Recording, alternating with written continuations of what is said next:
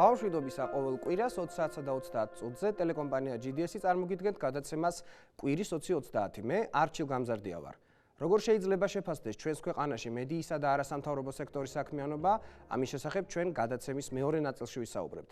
მანამდე კი გადაცემის პირველ ნაწილში საქართველოს შრომის, ჯანმრთელობისა და სოციალური დაცვის სამინისტროს, ამერიკის დაავადებათა კონტროლის ცენტრისა და პრეპარატის მწარმოებელი ამერიკული კომპანიის გილეადის ერთობლივი გადაწყვეტილებით 2015 წლის 21 აპრილს თბილისში მნიშვნელოვან პროექტს C ჰეპატიტის ელიმინაციას ჩაეყარა საფუძველი.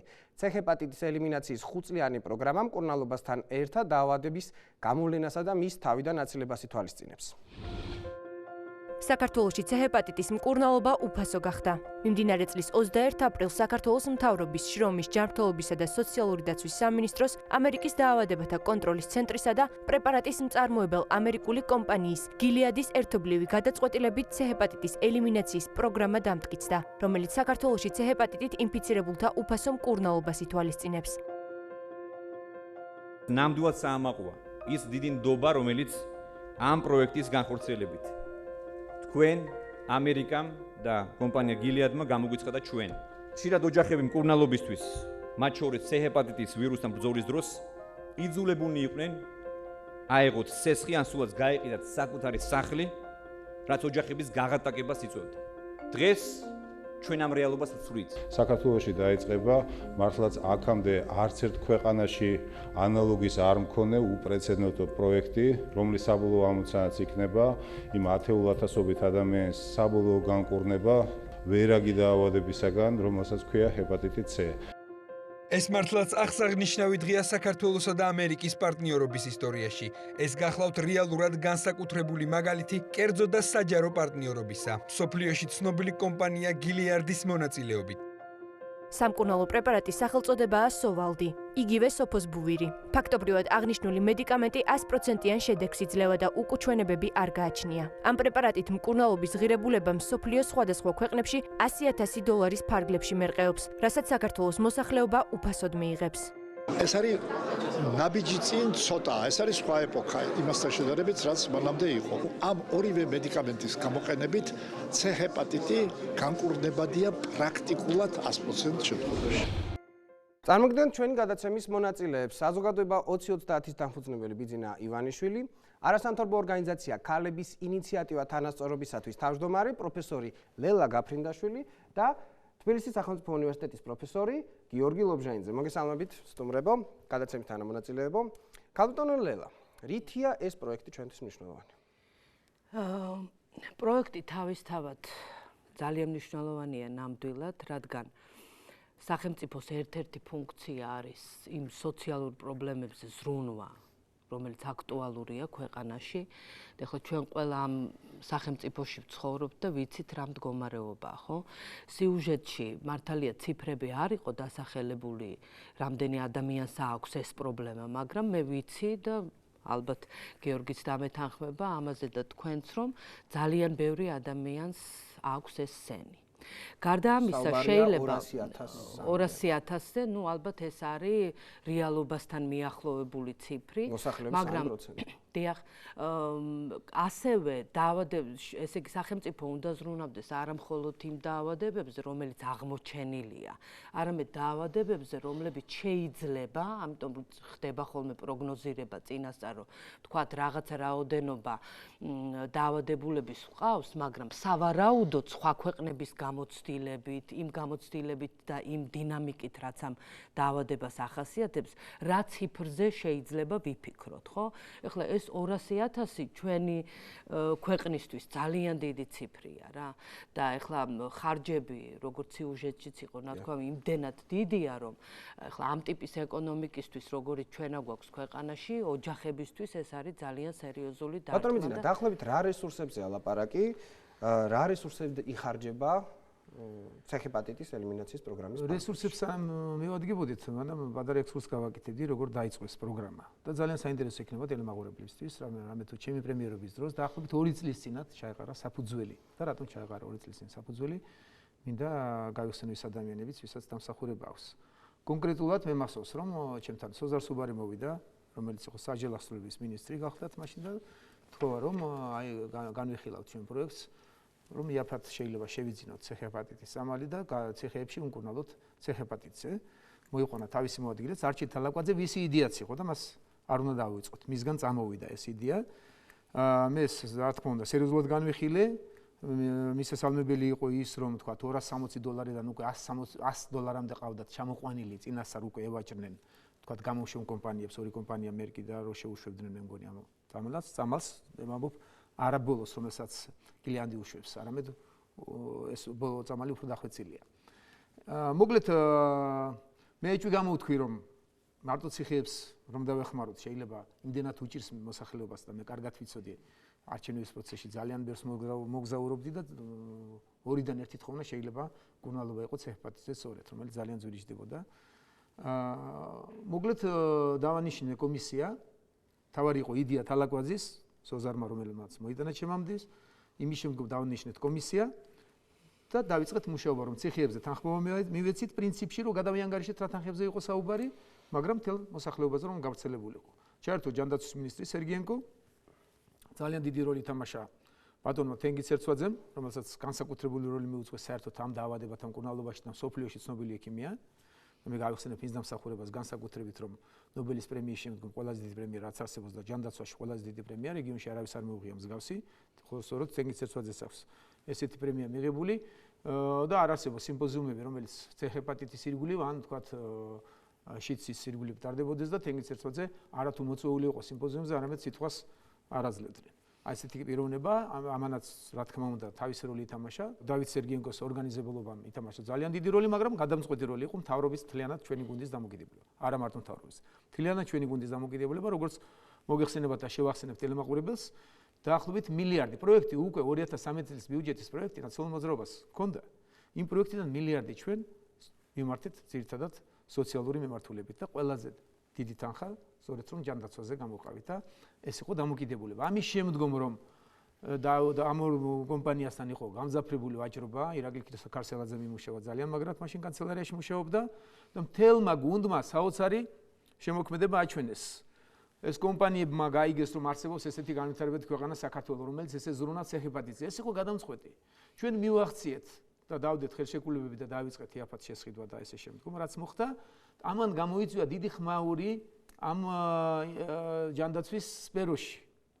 ამ მიმართულებით რომ განვითარებად ქვეყნებიდან საქართველოს იყო ყველაზე მოქმედი და ყველაზე აქტიური ამ დაავადების აღმოფხვრაში. და მის შემდგომ თანხმედრაში მოვიდა ეს როგორც ჩანს ახალი კომპანიის, რომელმაც ახალი წამალი გამოიგონა, რომელიც გაცილებით ძვირია ვიდრე პირველი ორი კომპანიის, როგორც თქვენ ითქვა სიუჟეტში $100,000-მდე ჯდება. ეს მარტო განვითარებად ქვეყნებს და მარტო ჩვენნაირი ეკონომიკის ქვეყნებს არ უჭირს, ეს უჭირს ყველა ქვეყანაში. საკმაოდ შეკითხები, რამდენად აპრობირებული იყო ეს პრეპარატი, რაც ჩვენთან იმართება. რა თქმა უნდა, ეს სპეკულაციები დაიწყეს. ზოგმა ვერსია, რომ ხომ არ გვაქციეს ჩვენ საცდელ კურდღლებად. არაფერი ამის მსგავსი არაა. საოცარი რამ მოხდა. შეიძლება ვთქვათ, ჯერ ჯანდაცვის ისტორიაში ეს უპრეცედენტო ერთ ქვეყანაზე ხდება ესეთი ყურადღების გადატანა, მილიარდობით დოლარი, მინიმუმ $2 მილიარდზეა საუბარი უფასო მედიკამენტების შემოდინებაზე.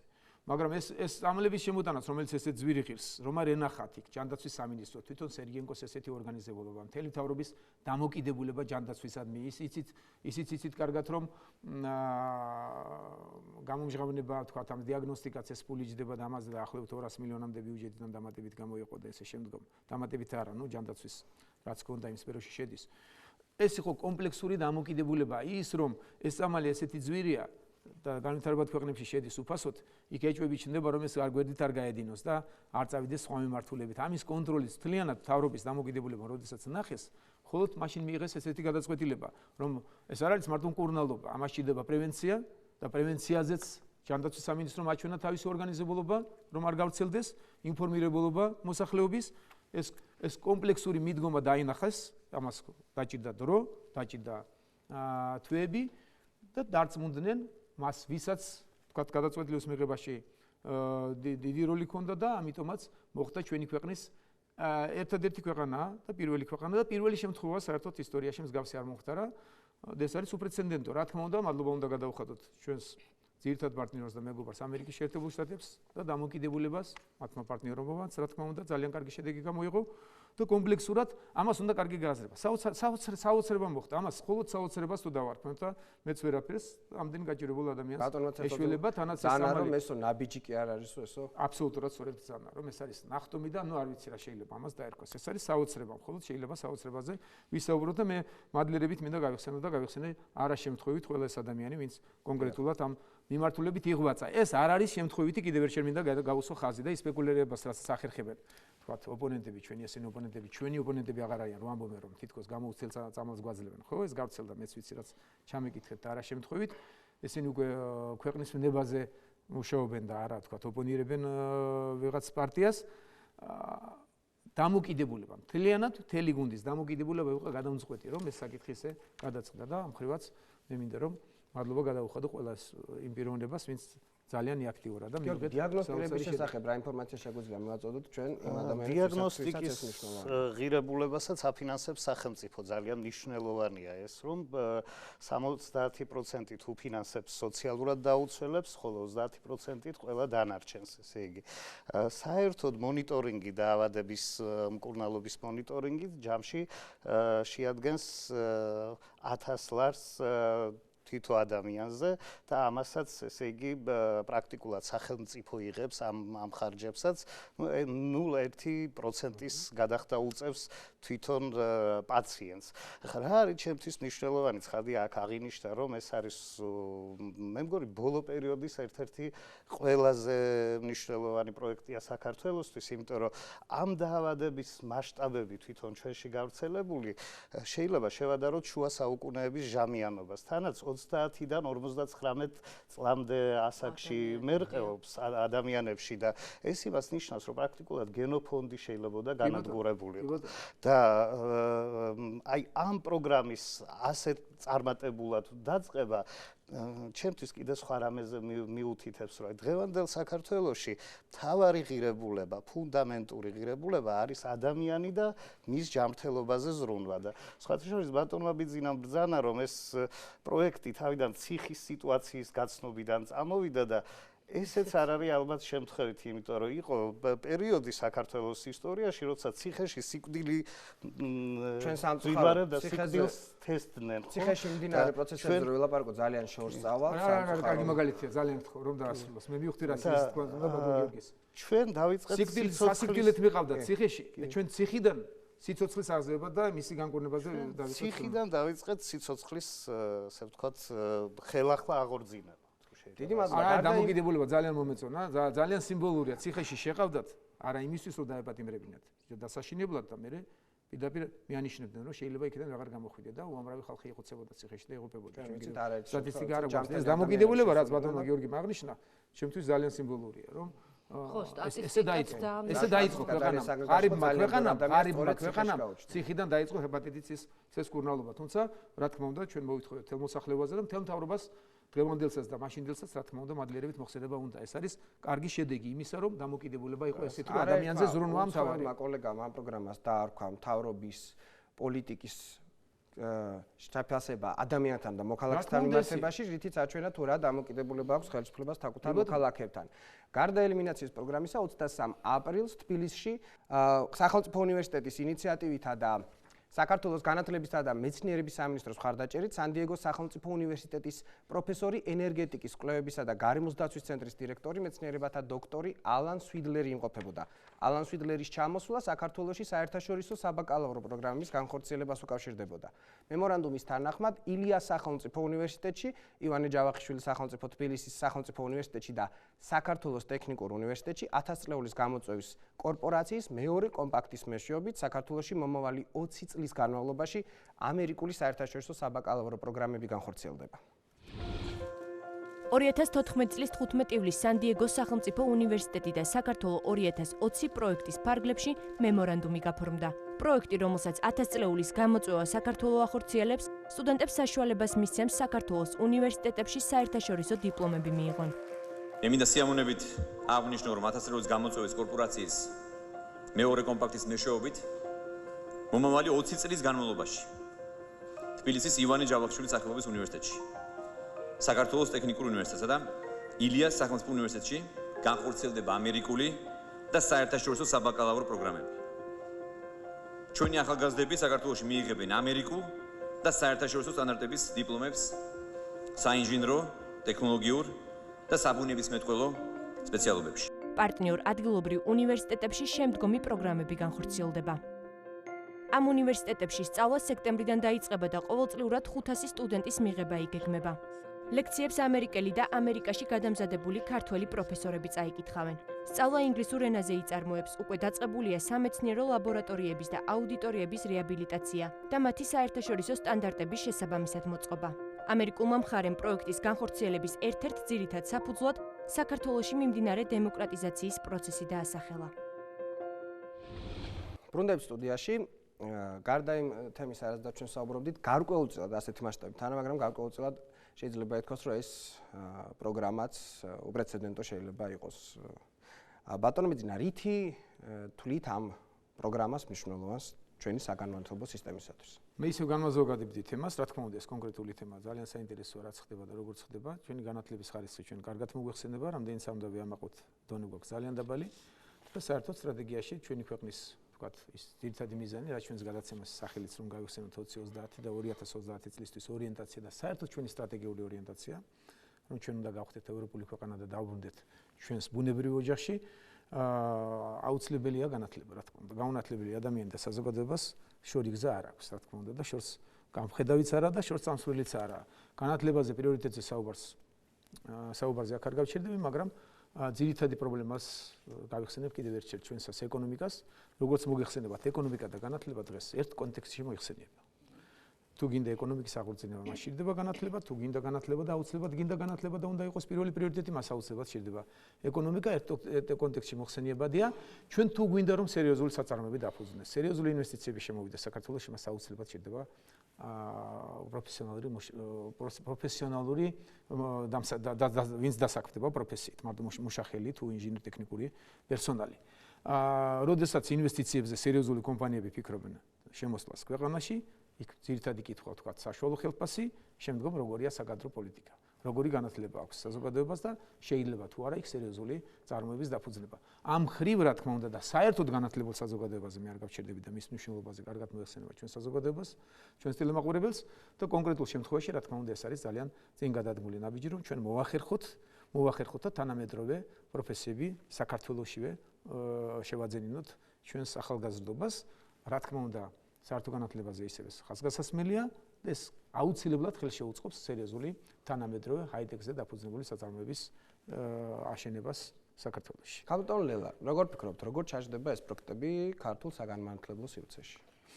მე ვფიქრობ, რომ ახლა რამე სერიოზული დაბრკოლება არ ექნება ამას და მიმაჩნია, რომ პრინციპში ქართული საგანმანათლებლო სისტემის დაახლოება დასავლურ საგანმანათლებლო სისტემასთან ესეც ერთ-ერთი ძალიან მნიშვნელოვანი სტრატეგია, იმიტომ რომ თუ ჩვენ ვფიქრობთ გავხდეთ დანარჩენი მსოფლიოს, ცივილიზებული მსოფლიოს ნაწილი, განათლების სისტემით და განათლების სისტემის დაახლოებით ამ ნაწილთან მიიღწევა ეს ყველაფერი.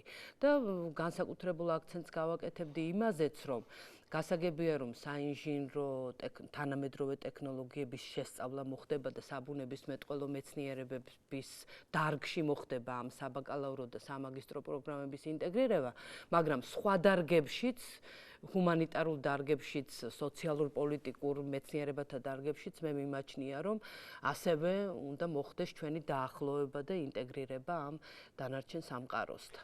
ბატონო გიორგი, რა პერსპექტივები უჩნდება ამ პროექტით ჩვენ სტუდენტებს და კიდევ რა ღონისძიებებს უნდა იმართოს სახელმწიფომ, ანუ რა არის საჭირო იმისათვის, რომ განათლების მიღების მიზნით მომავალ თაობას უფრო გაუმარტივდეს ძალისხმევა. რასაკვირველია პერსპექტივა ძალიან მიმზიდველია, იმიტომ რომ ქართველ სტუდენტს უკვე შინიდან გაუსვლელად, პრაქტიკულად ქვეყნიდან გაუსვლელად შეიძლება რომ მიიღოს დასავლური ტიპის განათლება საკუთარ უნივერსიტეტშივე, ვთქვათ, ამ პროგრამასთან თანამშრომლობის ფარგლებში. ცხადია, ეს პირველი ნაბიჯი იქნება და ჩვენ შემდგომ უნდა ვიმუშაოთ, რომ ანალოგიური პროგრამები ევროპის და ამერიკის კიდევ სხვა წამყვან უნივერსიტეტებთან გქონდეს. და მე ვიცი რომ რეალურად მიმდინარეობს მოლაპარაკებები არა მხოლოდ სხვათა შორის იმათი გამოცდილების ჩვენში შემოსატანად და დასანერგად არის პირუკუ მოლაპარაკებაც მაგალითად ოქსფორდის უნივერსიტეტთან შესაბამის კოლეჯებთან რომ ჩვენ არაბისტიკა ირანისტიკაში ჩვენი გამოცდილება გავუზიაროთ მათ ერთობლივი პროგრამების საფუძველზე რომ მათი სტუდენტები აქ ჩამოვიდნენ ეს საბოლოო ჯამში მე ვფიქრობ მოგცემს სწორედ ქვეყნის ევროპული და საერთოდ დასავლური რადიუსით გამართვის შესაძლებლობას იმიტომ რომ სწორედ განათლება ის რასაც უნდა დაეფუძნოს ჩვენი მომავალი და საერთოდ ყველანაირი ჯანსაღი ურთიერთობა. ამიტომაც ძალიან მნიშვნელოვანია შეიძლება მასშტაბები რასაკვირველია მე მესმის ჩამორჩება, მაგრამ არანაკლებ მნიშვნელოვანი ვიდრე ეს C-ჰეპატიტის თავისთავად პრეცედენტი. აქაც მასშტაბები უნდა გაიზარდოს, მე წინასწარ არ მეყვარს საუბარი, მაგრამ ამ მიმართულებით მე ძალიან ვაქტიურობ, რაღაც ინფორმაცია უკვე გამოვიდა და შეიძლება კიდევ გადაიდგას ძალიან სერიოზული ნაბიჯები. დარგების მრავალფეროვნება, იმიტომ რომ არის აი გიორგიმ რაც თქვა, ჩვენ გვაქვს თქვა ისეთი დარგები, რომლებიც მე არ ვამბობ რომ თქვა არ არის განვითარებული დასავლეთში, მაგრამ აი რო ავიღოთ კავკასიოლოგია თქვა როგორც დარგი, ხო, ეს ხო რაღაც შენაძენი იქნება, იგივე ევროპა, ხა იქაც არიან კავკასიოლოგები, მაგრამ ჩვენი გამოცდილების გაზიარება, ან ლინგვისტიკა თქვა, აღმოსავლეთ ცოდნაობა. დიდი მადლობა. გადაცემის მეორე ნაწილში ჩვენ ჩაგვერთვებიან საფრანგეთიდან ჩაგვერთვება წერალი პუბლიცისტი პაატა ქურდაძე, მანამდე კი რეკლამა ჩვენს ეთერში.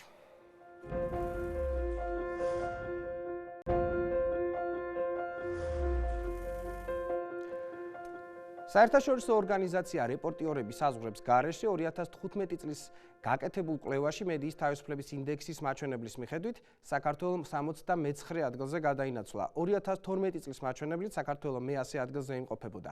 რამდენად ახერხებს საქართველოში მედია სტანდარტების დაცვას, რა ამოცანები უნდა გქონდეს მედიას და როგორ შეიძლება შეფასდეს მედიის მუშაობა დღე, ამის შესახებ ჩვენ გადაცემის მეორე ნაწილში ვისაუბრებთ.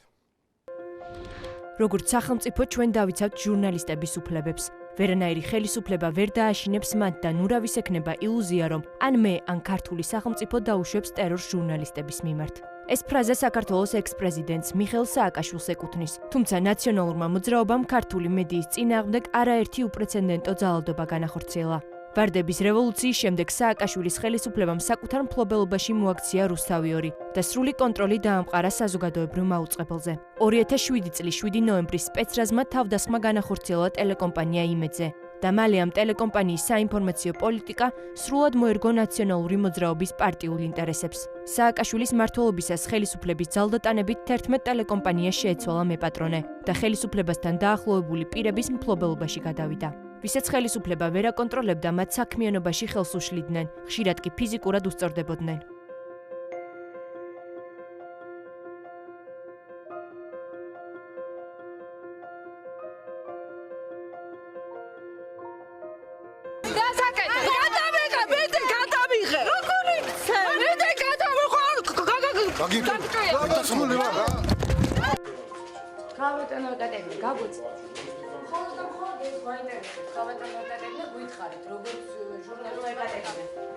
გვითხარით.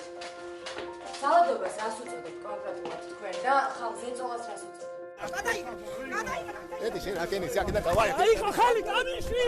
ჟურნალისტებს ფიზიკურად უსწორდებოდნენ თავად სააკაშვილის დაცვის წევრებიც და ამის გამო არავინ ისჯებოდა. ხელისუფლება ყველა ხერხით ცდილობდა მისთვის არასასურველ ინფორმაციას საზოგადოებამდე არ მიეღწია და ამისთვის არც სატელიტური თებშის დაყადაღებას თაკილობდა. მე ერთი რამე ვიცი რომ შეიძლება იდეალურად ნამდვილად არ იყო ჩემი მთავრობის რაოდენობა თქვა და სიტუაცია გასწრება, მაგრამ უფრო მეტი ტელევიზია გაიხსნა და ბევრად მეტი რამდენიმე ათეული ვიდრე იყო მანამდე. ასე არ ფიქრობდნენ ავტორიტეტული ორგანიზაციების რეპორტიორები საზღვრების გარეშე და Freedom House-ის მედია მკვლევარები. სააკაშვილის მმართველობის პერიოდში საქართველოში მედიის თავისუფლების ინდექსი მკვეთრად გაუარესდა და მედიის თავისუფლების მიხედვით საქართველო 120 ადგილამდე ჩამოქვეითდა.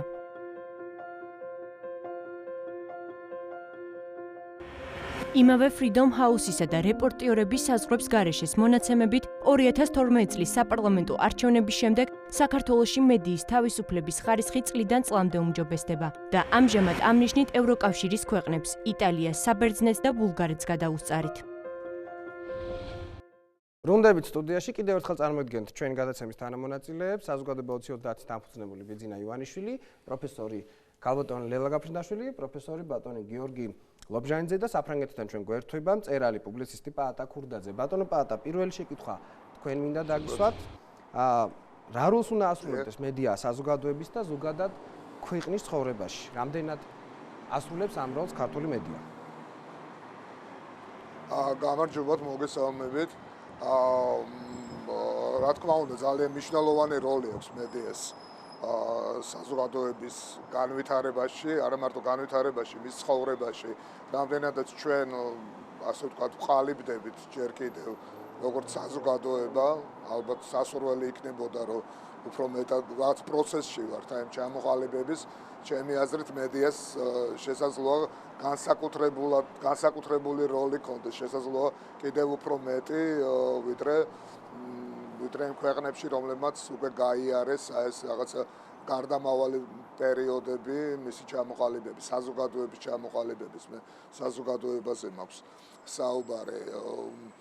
მედია არის საშუალება, რომელიც ვირტუალურ გვაძლევს საშუალებას თავი ვიგრძნოთ მსოფლიოს ნაწილად, ვიყოთ ინფორმირებულები. ჩვენ გვაქვს უფლება, რომ ვიყოთ ინფორმირებულები პირველ რიგში და შემდეგ ეს ინფორმაცია, რომელსაც ვღებულობთ, რაღაცნაირად გავაანალიზოთ, გადავხარშოთ და მივიღოთ ან არ მივიღოთ. ჩემი აზრით, ქართული მედია ვერ გეტყვით, რომ ასრულებს ამ როლს, რადგან მედიის ერთ-ერთი მნიშვნელოვანი როლი, რასაც მე ვფიქრობ, რომ მას გააჩნია, ეს არის რაღაცნაირად რომ გახსნა საზოგადოება. ქართული მედია კი მას თითქოს უფრო კეტავს, რაღაც თავის შიდა წვენში ხარშავს და რაღაც თითქოს მისი კონტექსტი, რაღაცა გაშლილობის ხარისხი არის ძალიან პატარა. მე ხა მესმოდა ყურცასმენში თქვენ საუბრობდით მედიის თავისუფლების ხარისხზე, რომლის მიხედვით საქართველო მოწინავე ადგილებზეა. ნუ რა თქმა უნდა, ეს ძალიან კარგია განსაკუთრებით ისეთ ტოტალიტარული რეჟიმიდან გამომავალი ქვეყნისთვის, როგორც პოსტსაბჭოთა ქვეყნებია და როგორც საქართველოა, მაგრამ მე მგონია და დარწმუნებული ვარ, რომ მედიის თავისუფლება ეს არ არის ყველაზე არ არის საკმარისი იმისთვის, რომ მედიამ შეასრულოს სრულად თავისი ფუნქცია. ამისთვის საჭიროა მედიის ხარისხი, ნდობის ხარისხი, რომელიც ჩემი აზრით ქართულ მედიაში არც ისე დიდია. მე ძალიან ხშირად გამიგია რაღაცა ნიჰილისტური დამოკიდებულება მედიის მიმართ, ჩემი თანამემამულეებისგან, ჩემი მეგობრებისგან, ხანდახან თითქოს ცუდ ტონადაც კი ითვლება ინფორმაციის მიღება, რაღაც ხალხი თითქოს ცდილობს იზოლირებულ მდგომარეობაში იყოს და რატომღაც რაღაც ტელევიზორს არ უყურებ, აი ეს გამოთქმა ძალიან რაღაც კარგი ტონის მანიშნებელი გახდა თითქოს.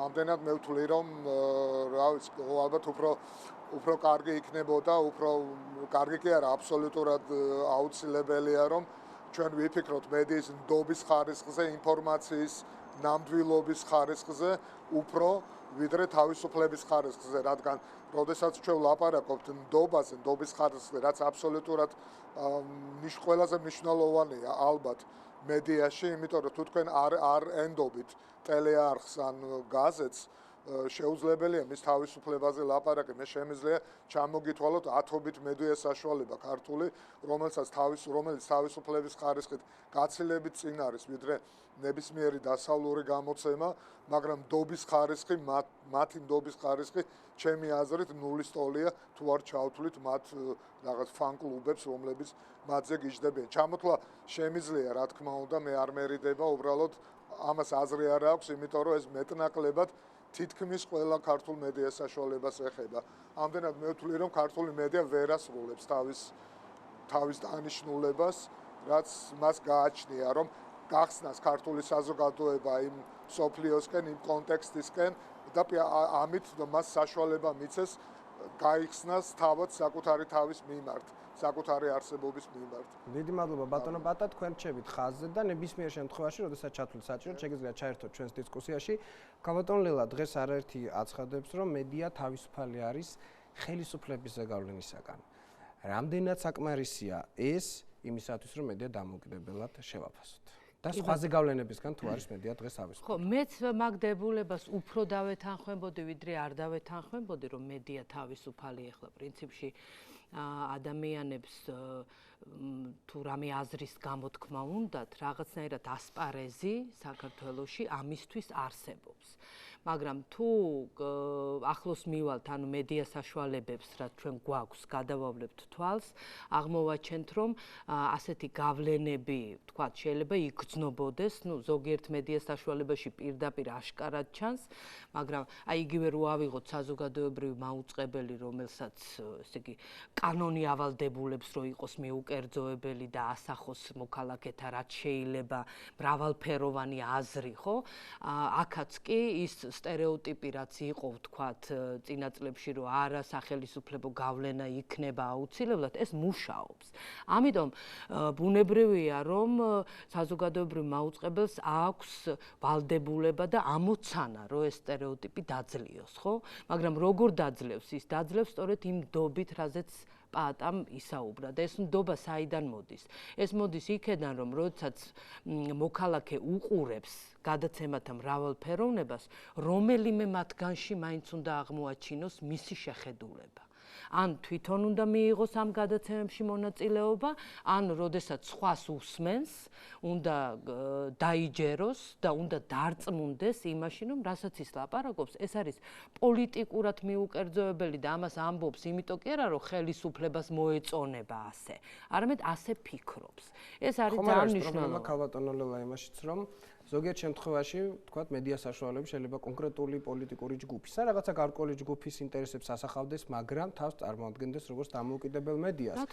იმ შემთხვევაში თუ კი მათ კორპორატიული მედია საშუალების სტატუსი ექნება და საზოგადოება მიიცის, რომ მაგალითად ეს არის ტელეკომპანია, ამიტომ პოლიტიკური ჯგუფის ინტერესებს ასახავს, შეიძლება ნდობის ფაქტორიც კი უფრო მეტი იყოს, იმიტომ რომ მე ვიცი რა ინტერესით და რა მოტივაციით მელაპარაკება. იმის ნაცვლად რომ მე მტკიცოს, რომ ის დამოუკიდებელია საკუთარ შეხედულებაში. დამოუკიდებლობა ბუნებრივი მედიის დამოუკიდებლობაში რა შეიძლება ვიგულისხმოთ სახელმწიფოში, ხო, დემოკრატიულ სახელმწიფოში.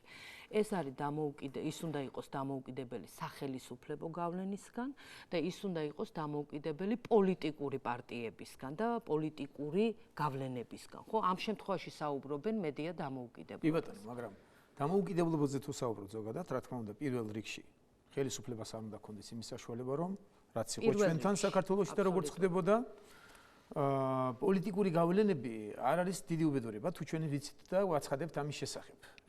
ეს მედია საშუალების მეპატრონების, გემოვნების თუ მათი მოქალაქეობრივი ადგილის და დამოუკიდებლობის საქმეა შეიძლება ჩავთვალოთ და ჩვენ გვაქვს კარგი შემთხვევა, რუსთავის შემთხვევაში, როდესაც ის გახლავთ პარტიული ტელევიზია პრაქტიკულად და პარტიულ თავის პარტიას უკეთებს აგიტაციას და შესაბამისად ოპონენტს ამ პარტიისას მაქსიმალურად ცდილობს, რომ მის გემოვნებაზე არ მოერგოს. ამაზე ბატონ ბატასაც აქვს წერილში აღნიშნული, რომ ეს არ არის, თქვა, დიდი ცოდვა. ყველაზე დიდი ცოდვა გახლავთ ის, რომ მედია საშუალებები ხშირად სრუობენ.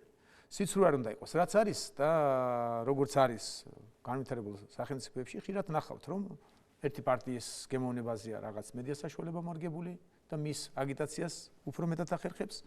შეიძლება არსებობდეს მეორე სხვა მედია საშუალება, რომელიც განსხვავებულ მეორე პარტიის გემოვნებაზე უფრო მეტი აგებული და სიმპათიებს გამოხატავს, მაგრამ ყველა შემთხვევაში მსმენელმა თუ მკითხველმა იცის, რომ ისინი არ ცრუობენ. ჩვენ არ ვართ დაზღვეული ამისგან და ამის საუბედუროთ ისევ ძირითადი წამყვანი ძალა გახლავთ რუსთავი 2 და გახლავთ ტაბულა, ის რაც შემორჩათ, თქვათ, ნაციონალურ მოძრაობას. მინდოდათ ავერიდებოდი, მაგრამ ვერ ავერიდე, რომ კარგად გამოხატო რის სურვილიც მაქვს. არ არის პრობლემა. რუსთავი 2-მა, რომ განაცხადოს და საზოგადოებამ უკვე იცის, რომ ეს არის პოლიტიკური პარტიის ტელევიზია, არავითარი პრობლემა არ არსებობს. ოღონდ სიცრუეს თავი დაანებოს. ოღონდაც შეგნებულად ნუაკეთებს დისკრედიტაციას იმ ხელისუფლების, რომელიც მისსავე ქვეყანას ემსახურება და სიცრუეზე დაფუძნებული იქნება. ეს კიდევ არაფერი პრობლემას არ შექმნის, თუ არ იქნება სიცრუის ტირაჟირება. თავარი პრობლემა და ყველაზე დიდი პრობლემა დღეს რაც არსებობს, სიცრუის ტირაჟირება. რა თქმა უნდა, როდესაც ხარისხია საუბარი, ბევრი კითხვები ჩნდება იქ და რაც მოახერხეთ ხარისხზე, თქვათ, საუბარზე, თქვათ, სხვასაც მიცემ საშუალებას და თუ მომეცემა მეც დაუბრუნდები. რა თქმა უნდა, პროფესიონალიზმი და ის ნდობის აღდგენა ხდება მხოლოდ პროფესიონალიზმისა და ტელეგადაცემების თუ ბეჭდური მედიის ხარისხზე ეფექტურ ქმედებას პროფესიონალიზმში და ვინც უფრო ეფექტურად, მაგრამ შეიძლება სულიად სხვადასხვა მიზნებით მოქმედებდეს, ეძახიან პროფესიონალებს, მათ შორის ჟურნალისტებსაც.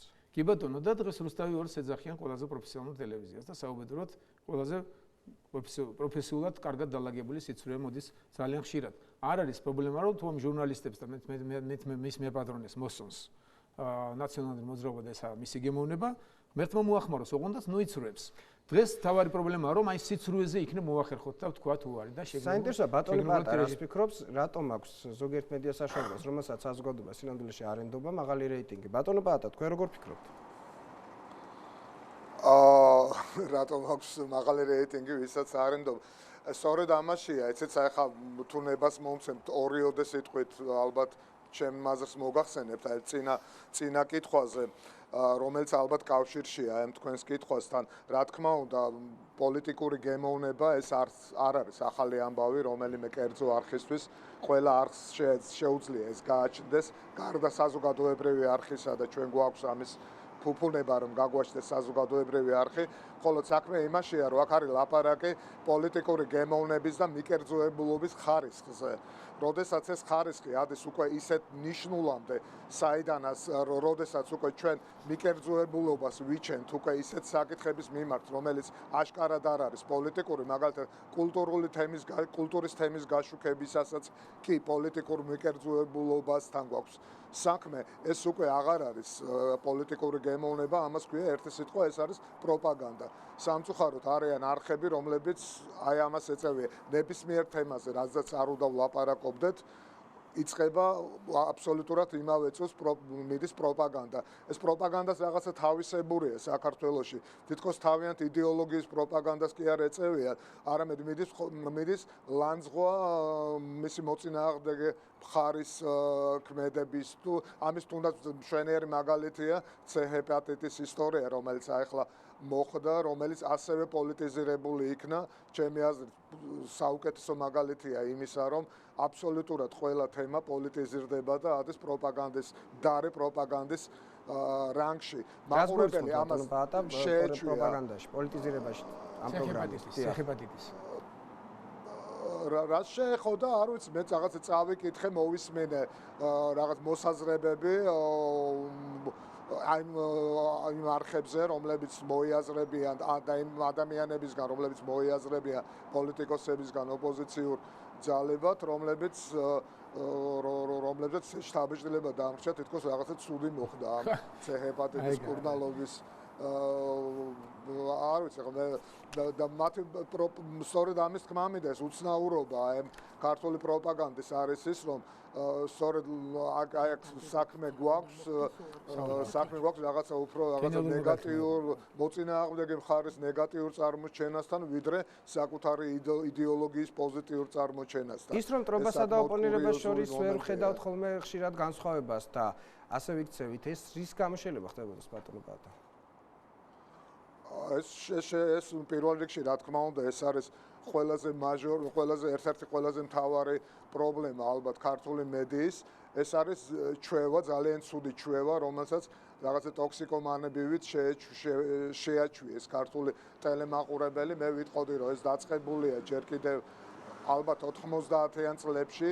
რა თქმა უნდა, ამას რაღაც შესაძლოა ამას თავის გამართლება ჰქონდა ოდესღაც, რასაც შოკურ თერაპიას ბჭყალებში უწოდებდნენ. ეს რუსთავი 2-ის დაწყებულია, მე რამდენადაც ვიცი, იმიტომ რომ მაშინ ინტერნეტი ასეთი ხარისხის არ არსებობდა და ვერ უყურებდი, მაგრამ ჩემი აზრით ადამიანები შეაჩვიეს აი ამ მძაფრ სიუჟეტებს და მაყურებლისთვის ძალიან ძნელია გადაეწყოს არა მძაფრ სიუჟეტიან რაღაცა ეს ნიუსი იქნება თუ ტელეგადაცემა იქნება, მას ჭირდება რაღაცა მძაფრი გაცდა, არ ვიცი, ეს ალბათ ფსიქოლოგების გადასაწყვეტიც არის, მაგრამ იმისთვის რომ ადამიანი მიაჩვია ნორმალურ, გაწონასწორებულ, ეკილიბრებულ ტელევიზიას, ამისთვის საჭიროა მართლაც ძალიან მაღალი ხარისხის ტელევიზია, რომ მათ განსხვავება ნახონ აი ხარისხს შორის, რომ მიხვდნენ რომ მძაფრი განცდა ეს არ ნიშნავს ჭეშმარიტებას, ეს არ არის რეალობა. ეს არის დამახინჯებული რეალობა, რომელსაც კარგი არაფერი არ მოაქვს. ქართულ მედიაში აისახება ჩვენი საზოგადოება და უნდა გითხრათ, რომ არც ისე სასიამოვნო სანახავია. დიდი მადლობა. ჩვენი გადაცემის ერთ-ერთი მიზანი სწორედ ის არის, რომ შევქმნათ სწორედ ისეთი პროდუქტი, რაზედაც ბატონი პაატა საუბრობდა.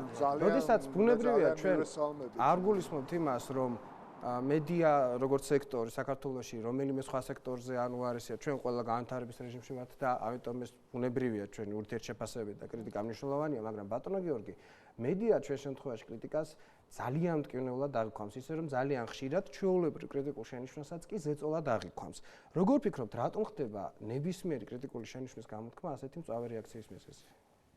ამას რამდენიმე მიზეზი შეიძლება გქონდეს, ვთქვათ, დაწყებული საკუთარი ანგაჟირებულობით განსაზღვრიდან დამთავრებული, უბრალოდ ადამიანი ხშირად ძალიან ცუდად იღებს კრიტიკას, მაგრამ მე მინდა გავაგრძელო ბატონი პაატას აზრი, აქ თქვა აღნიშნა მან, რომ საქართველოშიო თითქოს მოდურ ტენდენციად იქცაო, რომ მე არ ვუყურებ ტელევიზორსო.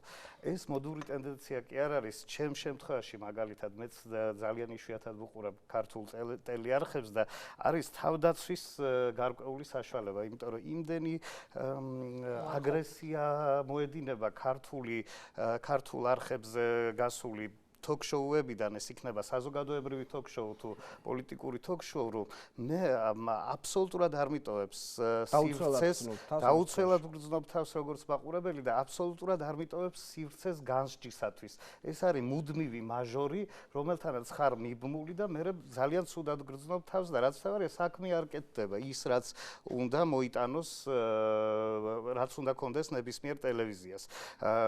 ინფორმირებულობა და პრობლემაზე ფიქრების უნარი. ეხლა ძალიან მინდა ერთი მაგალითი მოვუყვა. იმ დღეს Facebook-ში ჩემი ახლობელი ახალგაზრდა კაცი წერდა, რომ გიყურებთ 2030-ის გადაცემაშიო და მე მეთქი მოგწონს ეს გადაცემა, იმიტომ რომ იმდენი კრიტიკა მომისმენია, ვთქვათ, რომ ფიქრობდი, რომ ესეც გამაკრიტიკებს ბოლოს და ბოლოს და ძალიან კარგია. მე ამას დადებითად ვუყურებ. და მითხრა რომ მომწონსო და ჩავეძია, რატო მოგწონთ მეთქი ესა და მითხრა რომ მოკლე დროში ვიგებ ძალიან ბევრ ინფორმაციას თანაც მშვიდ ტონალობაში.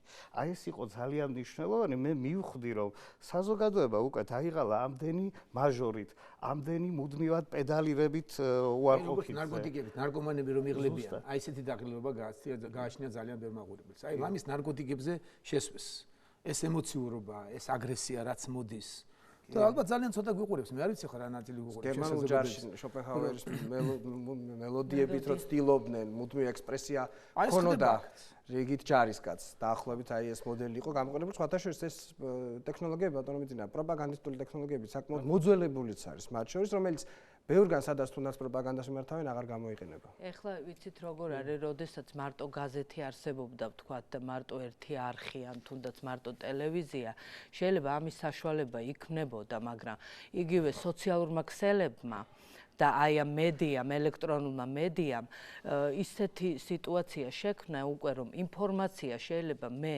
არ მომცეს მედია საშუალება, მაგრამ პირველივე პირიდან, ინფორმაციის წყაროდან, თქვათ, Facebook-ში, ფორუმიდან რაღაცა მივიღო ეს ინფორმაცია და უკვე მოქალაქეთ, ასე ვთქვათ, მიტყუება, მოტყუება რაღაცა ინფორმაციით უფრო ძნელი ხდება, ვიდრე ეს ვთქვათ, მაშინ, როდესაც ასეთი მრავალფეროვანი გაიზარდა ინტერნეტ სააგენტოები, რომელიც საერთო ჯამში ხშირად ნახვადობის გაზრდისათვის მიმართავენ ხელოვნურ მეთოდებს და ისეთ ინფორმაციას, რომელიც აბსოლუტურად აბსურდულია. კი, რა თქმა უნდა, ამას ჩვენ ახლა ვერ შევეწინააღმდეგებით, იმიტომ რომ რაც მეტია ინფორმაცია, რაც უფრო მრავალფეროვანი ინფორმაცია და რაც ეს ნიშნავს აპრიორი, რომ სააზროვნო სიტუაცია უფრო მეტია. მე ყველაფერს ვნახავ, მაგრამ მაქვს შანსი რომ ვნახო ნამდვილი ინფორმაცია, აი ნამდვილი ფაქტის შესახებ გავიგო რაღაცა და აი მეორე აქცენტი რაც პაატამ დასვა, ეს არის უმნიშვნელოვანესი ჩემი აზრით და ალბათ დამეთანხმებით იმაში, რომ ესე იგი მედია სივრცეში დამკვიდრდა რაღაცნაირად ასეთი ტრადიცია, რომ არსებობს რაღაცა პოზიცია და არსებობს კონტრპოზიცია. რადიკალურად განსხვავებული პოზიციები. ესე იგი, არსებობს მცდარი შეხედულება და არსებობს ჭეშმარიტი შეხედულება. და ეს არ ქმნის სააზროვნო სიტუაციას. სააზროვნო სიტუაცია იქნება მხოლოდ იმ შემთხვევაში, თუ შეხედულებათა მრავალფეროვნება არსებობს. არ არსებობს, ადამიანურ ყოფაში ისეთი რაღაცა, რომ მხოლოდ უარყოფითი და მხოლოდ დადებითი შეხედულება არსებობს. ბატონო პატა, თქვენ თუ ხაზზე ხართ, კიდევ ერთ შეკითხვა მინდა დაგისვათ, რასაც ქალბატონი ლელა ლაპარაკობდა. ჩვენ შემთხვევაში ხშირად გავუსვამთ ხოლმე ხაზს, რომ რეალობაზე მეტად თითქოს მაყურებლისათვის მნიშვნელოვანი ხდება რეალობის აღქმა. ყველაზე რთულ მაგალითად შეგვიძლია გავხსენოთ მოდელირებული ქრონიკა, თუ თქვენ გახსოვთ ეს შემთხვევა, როდესაც მთელი ქვეყანა პრაქტიკულად პანიკურ შიშში ჩავარდა და არა ერთ გზის ბოლო წლებში გამოითქვა ასეთივე შენიშვნები და კრიტიკული შენიშვნები ამგვარ მცდელობებზე, როდესაც იგივე კრიმინალთან მიმართებაში პანიკის ხელოვნურად დაცვას ცდილობდა გარკვეული მედია საშუალება, იგივე ეკონომიკურ პროცესებთან მიმართებაში და ასე შემდეგ. თქვენ როგორ ფიქრობთ, რატომ ხდება ზოგჯერ მაყურებლისათვის უფრო მნიშვნელოვანი ის თუ რეალობას არა თვითონ აფასებს, არამედ როგორ შეესთავაზებენ ამ რეალობას და აქმაზე რატომ არის უფრო მეტად ორიენტირებული ჩვენი მაყურებელი? ჩვენი მაყურებელი. ესეთ მაყურებელს და საერთოდ ადამიანს არ შეუძლია მე ამის მჯერა საკუთარი თავის თვითონ აღზრდა. ამისთვის არსებობს რაღაცა სოციალური შრეები, ამისთვის არსებობს რაღაცა ინტელექტუალური კლასი, რომელმაც რაღაც უნდა აუხსნას, შეთავაზოს სხვას, ამისთვის არსებობს ხელისუფლება, რომელმაც რაღაც ჩარჩო უნდა შექმნას, რომელშიც ეს თავისუფლებით სარგებლობა შეგვეძლება, არსებობს კიდევ ინსტიტუციები, რომელმაც უნდა ასწავლოს ადამიანებს ეს თავისუფლება.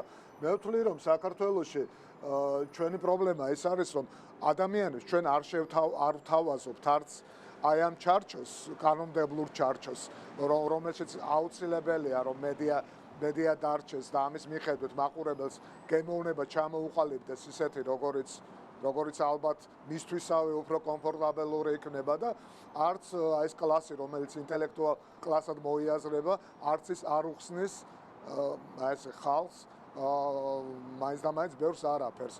აი მე მაგალითად კანონმდებლობაზე გეტყოდეთ, თავისუფლებაზე ვლაპარაკობდეთ. ქართულ მედიაში ლელა ლაპარაკობდა, რომ სოციალურმა ქსელებმა კონკურენცია შეუქმნეს მედიას. რა თქმა უნდა, შეუქმნეს, მე არ ვთვლი, რომ ეს კარგია, იმიტომ რომ ეს არის წმინდა ქართული ფენომენი, ეს ზუსტად ლაპარაკობს მედიის კრიზისზე, რომ ადამიანები ინფორმაციის მოსაპოვებლად მიდიან Facebook-ზე და არა რომელიმე გამოცემის საიტზე. აქ მაგალითად საფრანგეთში ესე არ ხდება, მე რომ ინფორმაციის მიღება მინდა, ან რომელიმე ჩემს რჩეულ არხს უყურებ, ან ჩემს გაზეთს ვკითხულობ. ამიტომ მე მგონია, რომ მაგრამ ამ საქართველოში უბრალოდ იმდენი ცილის წამებას შეიძლება შეხვდეთ ყოველ ნაბიჯზე, რომელიც აბსოლუტურად გაუკონტროლებელია კანონისგან, არანაირად დაცული არ ხარ ამისგან, ნებისმიერ ადამიანს შეუძლია დაგაბრალოს აი რაც უნდა და ნებისმიერ გამოცემას აქ ის კიდევ მეორე რეგულირების საშუალება. გრძელი. რა თქმა უნდა არსებობს, თქვენ არ აგაქვთ უფლება რომ ვიღაცას დააბრალოთ, თქვენ გახსოვთ ალბათ ყოფილ კულტურის მინისტრს ლამის რაღაცა სექტანტობა დააბრალეს, სატანისტობა, აი იქიდან მოყოლებული დღემდე უამრავი მაგალითის ჩამოთვლა შემიძლია. აი უბრალოდ დღეს დილასაც კი რო გადავავლე თვალი ქართულ მედიას, სადაც ადამიანებს უბრალოდ ცილს წამებენ და ამ ცილის წამებით შეიძლება ადამიანი ელემენტარულად ინფარქტამდე მიიყვანო და მოკლა. ჩვენთან აქ ხშირად ამას მედიის თავისუფლებას ეძახიან.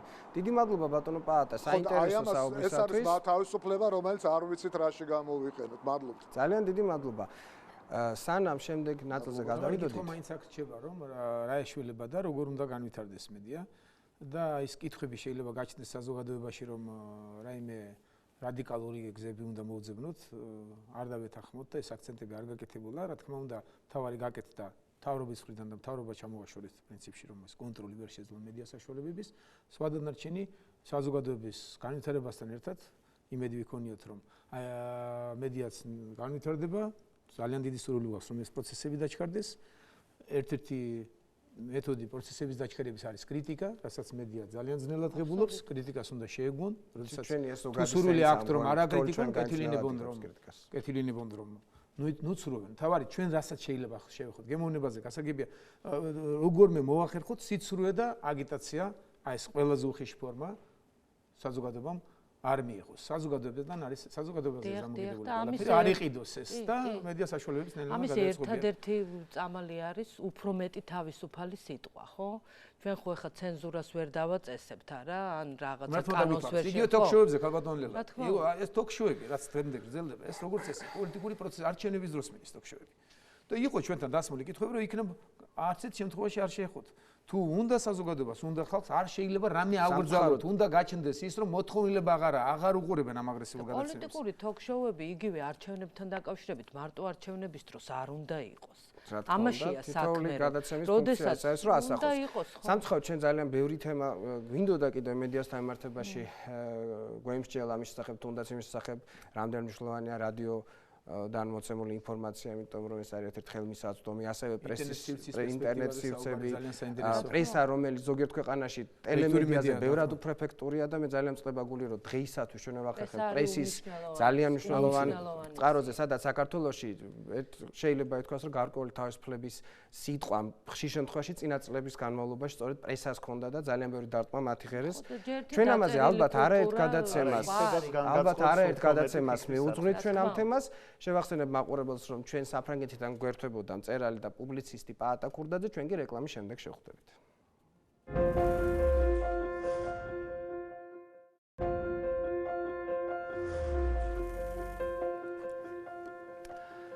საქართველოში 18,000-ზე მეტი არასამთავრობო ორგანიზაციაა დარეგისტრირებული. რა როლი აქვს არასამთავრობო ორგანიზაციებს სამოქალაქო საზოგადოების განვითარებაში და რა ვითარება ამ მხრივ საქართველოში, ამის შესახებ ჩვენ გადაცემის მესამე ნაწილში ვისაუბრებთ.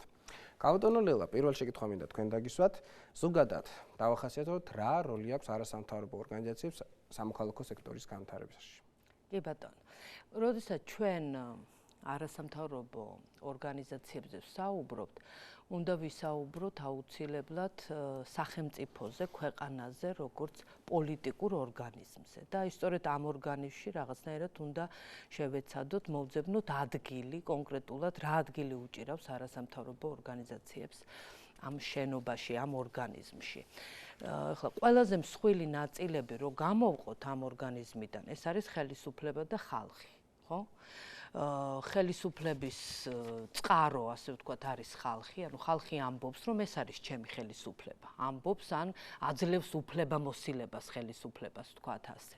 ხო? მაგრამ ეს ხალხის აზრი დროდადრო იცვლება. იცვლება ხელისუფლებასთან მიმართებაშიც, ეცვლებათ მათ პრობლემები, ვთქვათ, შარშანო რაღაც პრობლემა მქონდა, დღეს სხვა პრობლემა მაქვს, ხო?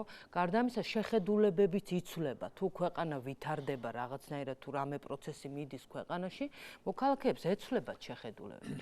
და აი როგორ უნდა მიიტანოს ეს შეხედულებები სხვადასხვა სოციალურმა ჯგუფმა, ინტერესთა ჯგუფმა, სხვა იდეის გარშემო გაერთიანებულმა ადამიანებმა, ხო? და აი არასამთავრობო ორგანიზაცია არის სწორედ ამ ორგანიზმში ის ორგანო, რომელიც აკეთებს კონსოლიდაციას აი ამ შეხედულებათა მრავალფეროვნების და შემდეგ უკვე შეგვიძლია ვთქვათ, რომ ძალადობს ხელისუფლებაზე, რომ თუ ის რაღაცას არ აკეთებს სწორად, თუ მისი ქმედებები არ არის შესაბამისობაში იმასთან, რაც ხდება საზოგადოებაში, რაც აინტერესებს საზოგადოებას, ამ ხმას მიაწვდენს, იმიტომ რომ ხალხი ყველა ერთად ბუნებრივია ვერ მივა ხელისუფლებასთან, ხო? სოციალური ჯგუფები რამდენად მნიშვნელოვანი არასამთავრობო ორგანიზაციებისთვის, რომლებზედაც რაღაც კონკრეტულ სერვისებზე უნდა მუშაობდეს, ხო? რა თქმა უნდა, ახლა ჩვენთან პროფესიონალურია ძალიან. რა თქმა უნდა, ჩვენთან იცით როგორ არის, რომ აი ეკოლოგიური პრობლემა, ბავშვთა პრობლემა, შეგვიძლია ვთქვათ, რომ ფერმერების თუ რაღაც გაერთიანებები ხდება და აი ფილანტროპიული ორგანიზაციები ვთქვათ, რომლებიც ეხმარებიან რაღაც ჯგუფებს, ხო? ძალიან მნიშვნელოვანი არის, რომ მათი წვლილიც რაღაცნაირად აღმოჩნოს იქ, სადაც შეიძლება სახელმწიფო სექტორი იმ გარდა შემთხვევაში ამისა არსებობენ ესეთი რიგითი მოქალაქეები, ესე რომ ვთქვათ, რომელიცაც შეიძლება რაღაც ორგანიზაცია არ აქვს, მაგრამ ძალიან მნიშვნელოვან როლს თამაშობდეს. რაღაცა ჯგუფის განვითარებისთვის, ვთქვათ, კონტაქტი ქონდეს სოფელთან, რეგიონთან, რაღაცა კულტურული იდეების გარშემო განვითარებულ ადამიანთან და ესენი არ ჩანან. ესე იგი, ჩანან ადამიანები, რომლებიც ვთქვათ, შეიძლება ძალიან მნიშვნელოვან საქმეს აკეთებენ, როგორც არასამთავრობო სექტორის წარმომადგენლები, მაგრამ აქაც იგივე რაც მედიასთან დაკავშირებით თქვით, ეს მრავალფეროვნება, ეს პალიტრა რაღაცნაირად არ არის წარმოჩენილი, ხო, თავისი დამსახურებების შესაბამისად. ბატონო გიორგი, აი ჩვენ ლაპარაკობთ, რომ შეიძლება არასამთავრობო ორგანიზაციები ან სექტორი ზოგადად გარკვეულწილად იყოს გამოყენებული როგორც თავისებური ნიღაბიც კი. ზოგადად თქვენ როგორ აფასებთ ჩვენი არასამთავრობო ორგანიზაციების მუშაობას და რამდენად კეთილსინდისიერად იყენებს ბევრი წარმომადგენელი იმ ორგანიზაციის რეალურ ფუნქციებს და მიზნებს, რაც უნდა გააჩნდეთ და რაც დეკლარირებული აქვს თქვათ მისიაში. ხო იცით რა აქ ითქვა და აბსოლუტურად სწორად რომ არასამთავრობო ორგანიზაცია გარკვეულწილად არის შუამავალი რგოლი ხელისუფლებასა და საზოგადოებას შორის და ჩვენ პრესაზე ვლაპარაკობდით და მედია საშუალებებზე არასამთავრობო ორგანიზაციებიც შეიძლება ამ ორგანიზმის ნაწილად მოვიაზროთ როგორც მედიატორი ხელისუფლებასა და ხალხს შორის ურთიერთობისა. ძირითადად ჩვენი არასამთავრობოები მე ვფიქრობ რომ წარმატებით ართმევენ ხოლმე ამ ფუნქციას თავს, იმიტომ რომ მათი ფოკუს ჯგუფები ხშირ შემთხვევაში ეს ხელისუფლებისთვისაც ორმხრივად ხელსაყრელი საქმიანობა საუკეთესო გაგებით, იმიტომ რომ ხელისუფლებას დააფიქრებს გარკვეულ ჯგუფებზე. გარკვეულ ჯგუფებზე, გარკვეულ პრობლემაზე აკეთებს აქცენტირებას, ფოკუსირებას და მე ერთიანი ძალით ხდება ამ პრობლემების გადაჭრა და გადაწყვეტა საერთოდ ამ თანამშრომლობის შედეგად.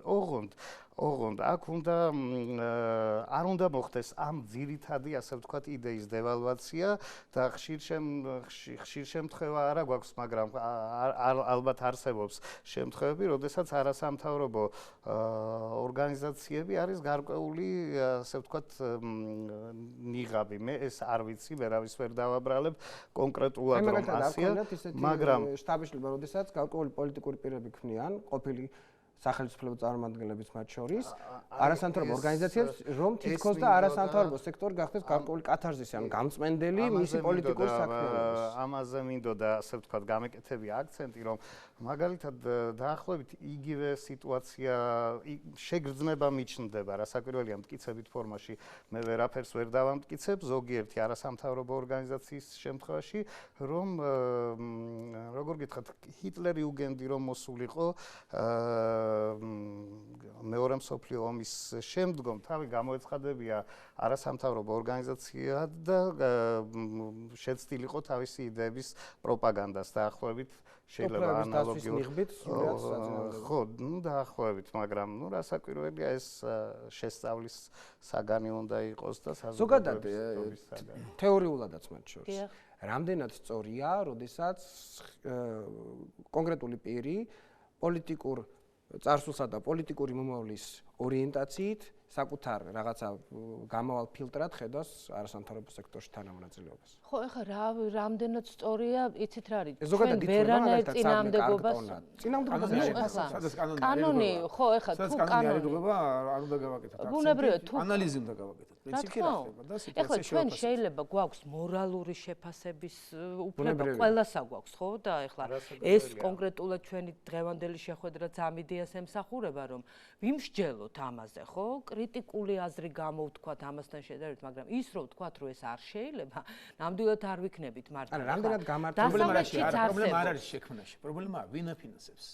ეს როგორც წესი, არასამთავრობოების ძალიან დიდი ნაწილი აბსოლუტური უმრავლესობა თქვენ თქვით 18000-მდე, მე ვიცოდი რომ 20000-მდეა საქართველოში და აბსოლუტური უმრავლესობა მათგან არ ჩანს. ესენი პროფესიონალური კავშირები არიან, უფრო ხშირად თავისი პროფესიონალური საქმიანობით ახერხებენ რაღაც ვიწრო სფეროს განვითარებაზე ზრუნვას, თქვათ, მე ვიცი სოფლის ფერმერთა კავშირი, რომელსაც მე შენახვედრი ვარ და ვიცი რომ ძალიან ეფექტურია და აი ამ სფეროს განვითარებაზე ცდილობენ თავისი პოზიციის გამყარებაზე, თავისი იდეების მიტანაზე თავრობამდე და კაცად აკონტროლებენ რომ თუ რამე ეშლება ამ მიმართულებით ხელისუფლებას, კაცრი პოზიცია უჭირავს ამ კავშირებს და გაერთიანებებს. ეს არის ტიპიური მაგალითი, მაგრამ ესენი აიღაცისგან დაფინანსებას არ ღებულობენ. ამათ დაფინანსება გააჩნიათ თავისი პროფესიონალური და შესაბამისად იცავენ არა მარტო საკუთარ პროფესიას და კავშირს, არამედ საერთო ქვეყანაზე ზრუნვასაც ახერხებენ. ეს ტიპიური მაგალითია იმის, რა როლიც აქვს ზოგადად არასამთავრობოებს. არასამთავრობოებს ხშირად სამოქალაქო საზოგადოებად მოიხსენებენ და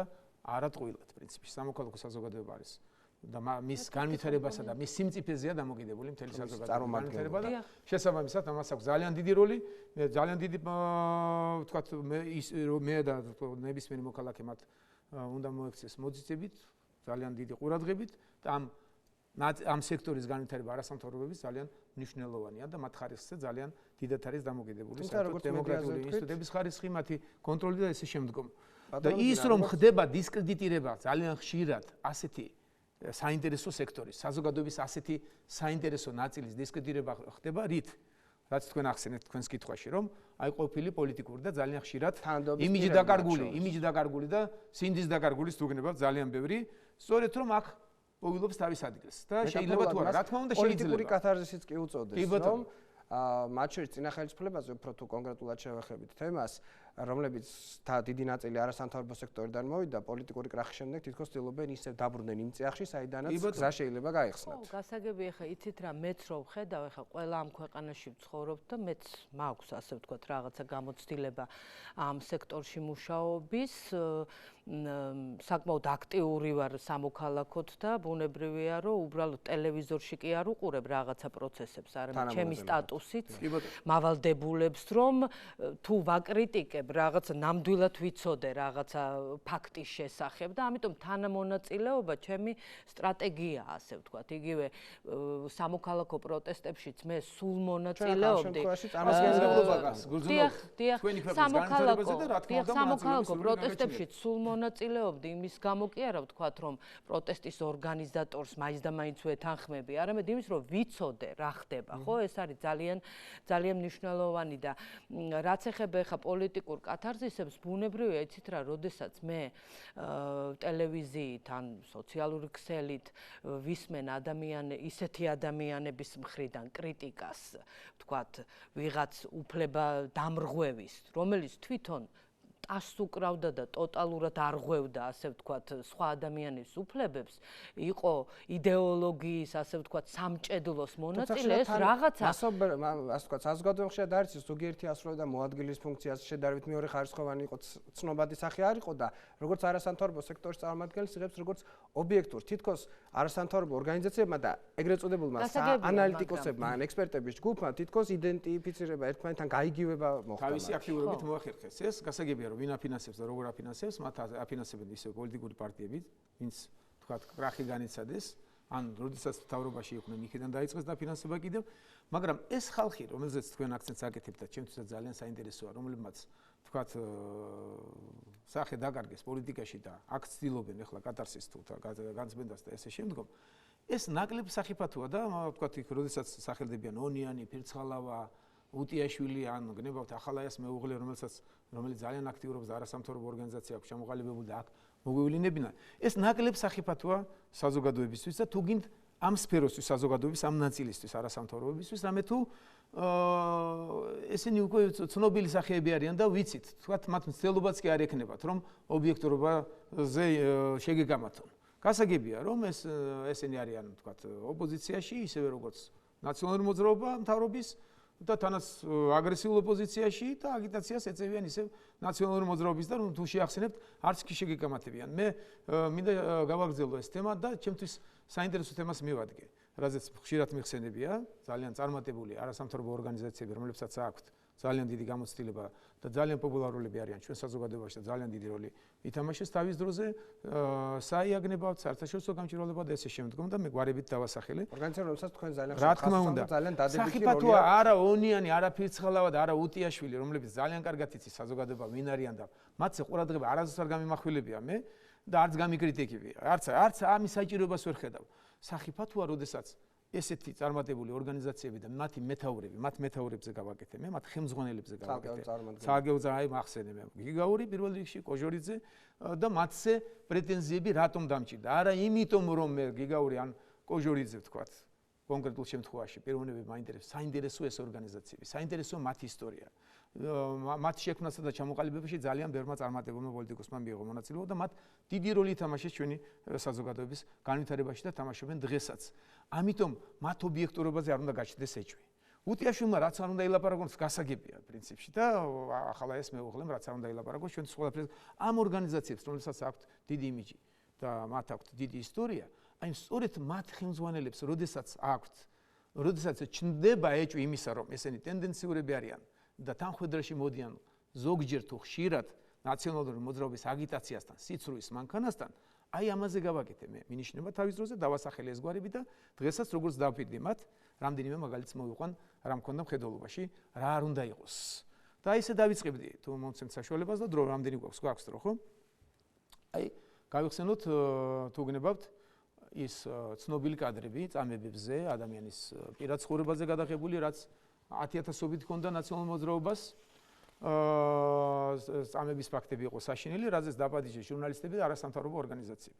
სწორედ ამ პიროვნებებმა, გიგაურმა და კოჟორიძემ და ლომჯარიაც იყო იქ, თქვა ლომჯარიაზე მე ნაკლებ აქცენტს ვაკეთებ, ესენი უფრო საინტერესონი არიან, რამე თუ ლომჯარიას უფრო მეტი კორექტულობა შემიმჩნევია და ხშირად გიგაურის და კოჟორიძეც ლამის თანხმედრაში მოდიოდნენ ნაციონალური მოძრაობის აგიტაციასთან და სიცრუეზე დაფუძნებული ინფორმაციის გავრცელებასთან. აი ეს მაგალითი გავიხსენოთ. როდესაც ეს კადრები შესთავაზეს ჟურნალისტებს და არასამთავრობოებს, მათ დემონსტრაციულად მოითხოვეს, რაც შეიძლება არ ეყურებინათ ამ კადრებისთვის, ამ წამების კადრები, რაც ისი აგიტირება მიდიოდა. პრინციპში რას აკეთებდა ნაციონალური მოძრაობა და მათ გამოხატეს პოზიცია, რომ არ შეიძლება ამის ყურება და დემონსტრატიულად. რა გახსოვს, მათ მოითხოვეს საერთოდ თემა დაასრულოთ. ხო, თემის დასრულება, რომ რა შეიძლება სწრაფად დასრულდეს ეს თემა, რის სურვილიც იყო, რა თქმა უნდა, თავარი არგუმენტი. რომ სახეებზე ამოიცნობა იქ და შეიძლება ვიცნოთ ის სახეები და არ არის საინტერესო და ამ დროს ვინც მე არ მინახავს არასდროს ეს კადრები არ დამაინტერესა უბრალოდ, ვინც ნახა იქ არაფერი სამოცნობა არ ხდებოდა, ყველაფერი იყო ნორმალურად მომზადებული, ეს იყო ნორმალური პროცესი. ამავდროულად ეს რომ ყოფილიყო მარტო რომ მათ არ მოისურვეს, შეიძლება მათ გემოვნებას მივაწეროთ. ამავდროულად მათ დაიწყეს კომპანია ეს შენგეხებას ფარგლებში ისევ გვისმენენ.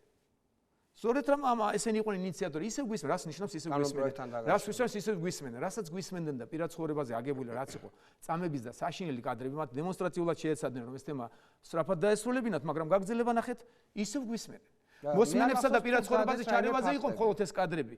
ისევ გვისმენენ, რას ნიშნავს ისევ გვისმენენ. ესე იგი, როგორც რაც ხდებოდა ნაციონალური მოძრაობის დროს, იგივე საკეთებს დღევანდელი ხელისუფლება. ფაქტები თუ დაიდო, ბატონო, მე არ მახსენდება. არც ერთი ფაქტი არ ჰქონდათ ამ დროს და დღესაც მე არ მინახავს, რომ ახალი ხელისუფლების პირობებში პირად ცხოვრებაში ჩარევის რამე ფაქტი აღმოეჩინათ. მათ მიერ გავრცელებულ კადრზე კი დაისაჯა შინაგან საქმეთა მინისტრის პირველი მოადგილე. ისევე ნაცების მიერ წარმოებული კადრის გავრცელებაში, მაგრამ არც ერთი პრეცედენტი არ აღმოუჩენიათ არავის და მათთვის მათაც ამ დროს დაიწყოს კამპანია. ისევ გვისმენენ, როგორ მოგწონს? ისევ გვისმენენ, ამას ეს არ ვნახოთ, ეს არ გვინდა, დავასრულოთ ეს რაც შეიძლება სწრაფად, მაგრამ აგერ ახალია, ისევ გვისმენენ. ეს აქცენტის გადმოტანა, რამდენად სწორი და ლოგიკური არის თუ არა ეს თანხმედრაში იმ ნაციონალური მოძრაობის აგით მანქანასთან. და ნახეთ გაგრძელება, როდესაც მე მათ შენიშვნა მივეცი, რომ მე მაქვს კითხვები ეჭვიჩნდება რაღაც თანხმედრაში ნაციონალური მოძრაობის.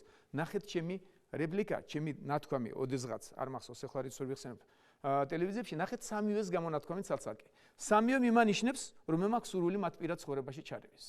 ამ დროს აქცენტში ეს არცად არ შეიმჩნეოდა. იმ წუთში გადაიტანეს და კიდევ დამტკიცდება, რომ აი ეს ხელისუფლება პირად ცხოვრებაში ჩარევას ცდილობს, იმ სამიდან არ მახსოვს რომელმა რა თქვა, მაგრამ გადაამოწმონ და ერთმანეთის აიკითხონ, მაგრამ სამივე ერთბაშად მეანიშნებს, რომ აი ნახეთ, ესეც კიდევ ერთი ფაქტი იქნება, რომ ახალი ხელისუფლება ცდილობს პირად ცხოვრებაში ჩარევას. თუმცა თუ უშუალოდ კონკრეტულ შეფასებას საქმიანობაზე ლაპარაკობ. მე მათ შევახსენებ ამის საფუძველი არ გააჩნდა და ამ დროს მეანიშნებდეთ ისევე როგორც არ გააჩნდა საფუძველი, როდესაც დაიწყეს ისევ გვისმენენ ეს შენგეხებას ისევ გვისმენენ, ამას ეს არ ნახოთ ძველი წამების კადრები, აგერ ისევ გვისმენენ.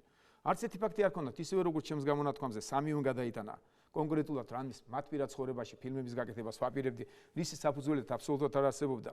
ეხლა კიდევ რაც დავპირდი არგუმენტებს, იგივე კოჟორიძეს, რომელმაც აღარ გავიხსენებ მის წარსულს და რამე თუ მან ბოდიშ ბატონი ჯერ შეგაწოდოთ ლაპარაკობდით პოლიტიკურ ინტერესებზე და მე გამახსენდა რომ თუ სწორად მახსოვს ქალბატონი ეკა ძველი ხელისუფლების წარმომადგენელი იყო და შინაგან საქმეთა სამინისტროში მუშაობდა და მათ შორის საკმაოდ საინტერესო დეტალად ახსენებენ ხოლმე რომ 2007 წლის 7 ნოემბრის დარბევების შემდეგ 13 ნოემბრის ბრძანებულება იყო ივანე მერაბიშვილის, როდესაც მას მიანიჭეს ასე ვთქვათ კაპიტნის წოდება სწრაფი დაჩქარებული წესით და მე არ ცხადი არ მაქვს მოცემულობა, თუმცა ბევრი ლაპარაკობდა რომ შეიძლება ამორმოვლენას ქონოდა კავშირი გარკვეულ კითხვებს იწვევს. ეხლა გავაგრძელებ რაღაც გიგაურს მეადეკეთ, თუმცა გოჟორიძის მინდა და გამეგზელებინა. იგივე გიგაურზე გავაგრძელებ ეს პროცესი ერთი რაც გავიხსენე, მეორე მაგალითს მოვიყვან და მესამე მაგალითიც მაქვს გიგაურზე. აბა ნახეთ გიგაურის შეფასება 2012 წლის არჩევნებს წინ გადადგმულ ნაბიჯად აფასებს და რაც მთავარია 2013 წლის არჩევნებს მეტ დარღვევებს მოიხსენიებს ვიდრე 2012 წლის. ხაზგასვათ 2012 წლის არჩევნები 2012 წლის არჩევნების ორგანიზატორები და ორგანიზება გააკეთა ნაციონალურ მოძრაობამ და ის არჩევნებს ვერ დავარქმევთ, ის იყო ომი, თუ კარგად გავიხსენებთ. და წინ გადადგმულ ნაბიჯად აქვე უპასუხებ ქალბატონს რომ მე არ კიდევ ახალი თქვათ არგუმენტი არ შემოიყვანოს რომ თითქოს რასაც სააკაშვილი ამბობდა რომ მან ხელისუფლება გადააბარეს და ეს შეიძლება ჩაეთვალა წინ გადადგმულ ნაბიჯად კი არ გადააბარეს. სწორედ როგორი ორგანიზაცია გავაკეთეთ კიდევ ერთხელ შევახსენებ ჩვენს ტელემაყურებელს და ჩვენს საზოგადოებას. ისეთი ორგანიზება გავაკეთეთ რომ ის ვაიძულეთ რაზეც რობერტ სურვა 10-ჯერ მახსენებდა უსისხლოდ ესენი აწავლენ. სწორედ ეს იყო ჩვენი დიდი დამსახურება და მათი რისხვით ჩემიც ისეთი ორგანიზებულობა გავაკეთეთ რომ ვაიძულეთ რომ ხელის განძრევის გარეშე უსისხლოდ წასულიყო და საწამსვლელი იყო სააკაშვილი მთელი ამერიკა და მთელი ევროპა აწვება და როგორმე პოლიტიკიდან გაეყვანა და არავის ვერავინაც ვერ დაითანხმა. აი თუ გინდ ბოლო ეტაპი არჩევნების წინ სტადიონი ვერ შეგრიბეს 50,000 კაცს ვერ მიიყვანეს. არჩევნებიდან რამდენიმე დღით ადრე 9 მილიონი მოქალაქე გამოვიდა ქუჩაში. აი იმ პროცესებით ეს უნდა გავიხსენე ნაწილი და სხვა ორგანიზებულობით ჩვენ ისინი ვაიძულეთ რომ უსისხლოდ წასულიყვნენ, მაგრამ ეს სააკაშვილის დამსახურება კი არ იყო. სააკაშვილის მიერ წინ გადადგმული ნაბიჯი კი არ იყო, ეს იყო სწორედ ახალი გუნდის მიერ წინ გადადგმული ნაბიჯი საოცარი ნაბიჯი და ნახტომი გააკეთა საზოგადოებამ რომ ვაიძულეთ ეს მოძალადეები და სხვა ეს კადრებიც რაც არ ნახეს და სხვა დანარჩენიც ვაიძულეთ რომ წასულიყვნენ. ეს იგი და ნახეთ აბა იგი გავრის შეფასება როგორ მოგეწონებათ 2013 წელი რომელიც იყო უპრეცედენტო რომ მთავრობას ხელი არ გამოძლებიათ არსად არ ჩაურულა მსგავსი ნაცებს არ ჩაუტარებიათ თურმე ეს იყო უარესი და უფრო მეტი დარღვევები ფიქსირდებოდა არის ეს ტენდენციური არის ეს მიანიშნებს მე მაქვს ეჭვის საფუძველი რომ გიგაურს რაღაც პირადული აქვს და ობიექტურად ვერ აკეთებს ანალიზს და კიდევ ერთს ვიტყვი გიგაურზე აი მის მიერ გამოქვეყნებული კვლევები